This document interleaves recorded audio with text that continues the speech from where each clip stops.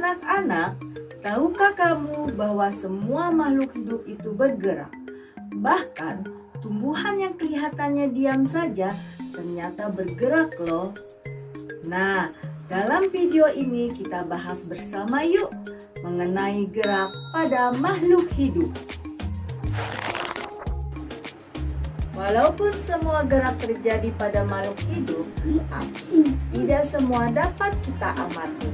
Hal ini terjadi karena beberapa gerakan membutuhkan waktu dan terjadi perlahan-lahan. Nah, gerak pada makhluk hidup dibagi menjadi dua. Satu, gerak pada hewan.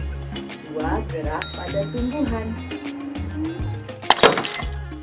Secara ilmiah, gerak pada makhluk hidup adalah suatu bentuk reaksi makhluk hidup terhadap rangsangan.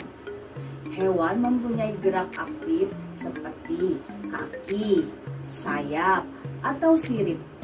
Maka gerak yang terjadi disebut gerak aktif. Sementara bagi tumbuhan yang tidak mempunyai alat gerak aktif, geraknya disebut dengan gerak pasif. Berdasarkan macam rangsangnya, gerak yang terjadi pada tumbuhan dapat dikelompokkan menjadi tiga, yaitu gerak autonomi atau endonom, gerak esionom, gerak higroskopis. Gerak autonomi, gerakan yang tidak diketahui secara jelas penyebabnya. Ilmuwan menduga gerakan ini berasal dari dalam tumbuhan itu sendiri. Contohnya, gerak plasma sel.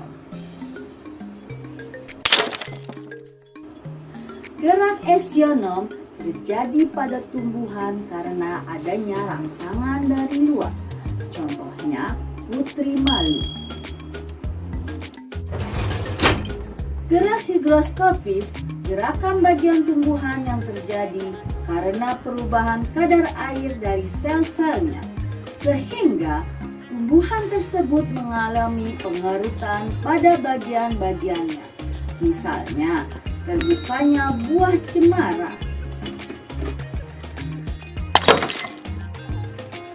Pada umumnya, hewan dibagi menjadi dua, yaitu hewan avertebrata dan vertebrata. Hewan avertebrata tidak memiliki tulang belakang. Hewan vertebrata memiliki tulang belakang. Pada avertebrata contohnya bekicot, bergerak dengan kaki otot. Pada vertebrata terdapat tulang dan otot sebagai alat gerak.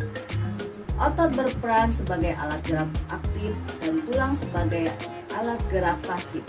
Contoh alat gerak pada vertebrata misalnya kaki, sirip, atau sayap. Burung menggunakan sayap untuk bergerak terbang.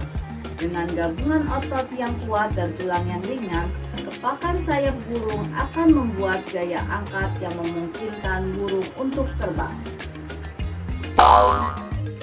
Sekarang kita masuk kuis. Soal yang pertama, apa itu gerak? Kedua, ada berapa jenis gerak pada makhluk hidup? Ketiga, sebutkan macam gerak pada tumbuhan.